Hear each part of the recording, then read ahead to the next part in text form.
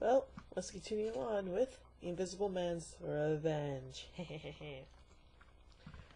An eager scientist tests his new formula for invisibility on an escaped fugitive. When the formula works, the criminal runs off to terrorize a family he believes cheated him out of a fortune years earlier. Robert Griffin is nothing but a mass psychopathic killer who should be locked away for good.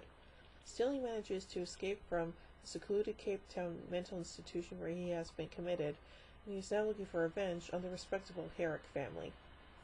A family consisting of Sir Jasper and Lady Irene and their daughter Julie, who are engaged in entertaining and inspecting Julie's new boyfriend, newspaper journalist Mark Foster, in the family residence. Later that night, Julie and Mark leave their residence together, and Sir Jasper and Lady Irene are left alone. That's when Robert decides to pay the couple a visit. Quite unexpectedly, he enters the residence and accuses the couple of leaving him to die out in the African wild, injured when they were on a safari together. Ugh. The Herrick couple defends themselves, claiming they were told that he was dead and not injured, but Robert doesn't buy their explanation.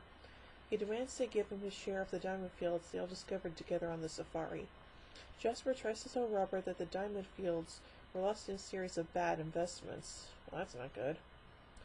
Robert refuses to give in, threatening to sue the Herricks, and to calm him down and get him off their backs, they offer him a share in an estate, the Shortlands. His counter-proposal is that they should arrange for him to be married to their daughter Julie. After seeing that he is drugged by Lady Irene and passes out in their home, the Herricks realize that their old friend and companion has gone completely mad, and while they are frightened of what they could do to them if they don't comply to his wish, they see no problem with stealing the arrangement made or pushing him further along the path of insanity with their betrayal. They search Robert's clothes and find the written partnership agreement they all entered into some time ago.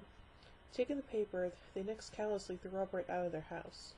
Robert nearly drowns where he lies, unconscious, but saved by a local Cockney cobbler by the name of Herbert Higgins. Herbert decides to use this newfound possibility, the information he got from Robert, to blackmail the Herricks. He is unsuccessful, as Jasper calls on Chief Constable Sir Frederick Travers. The Chief Constable declares Robert's claims to the Herricks' estate as void and orders him to leave his jurisdiction. Robert leaves for London, but on his way he happens to come by the home of eager scientist Dr. Peter Drury. This scientist is involved in some questionable research, and is very eager to find a suitable subject to test his new experimental formula on, a formula for invisibility. Robert asks that the doctor try it on him, and he agrees, completely in the dark of the fact that Robert wants to use this to get his revenge on the Herricks. Robert forces Jasper to sign over their entire estate to him. He also finds time to help his savior Herbert to win a game of darts at the local inn. Jasper secretly also agrees to give his daughter's hand in marriage to Robert, if he ever regains his visibility. Robert goes back to the scientist's laboratory and witnesses how the doctor restores visibility to his dog, Brutus, by giving him a blood transfusion.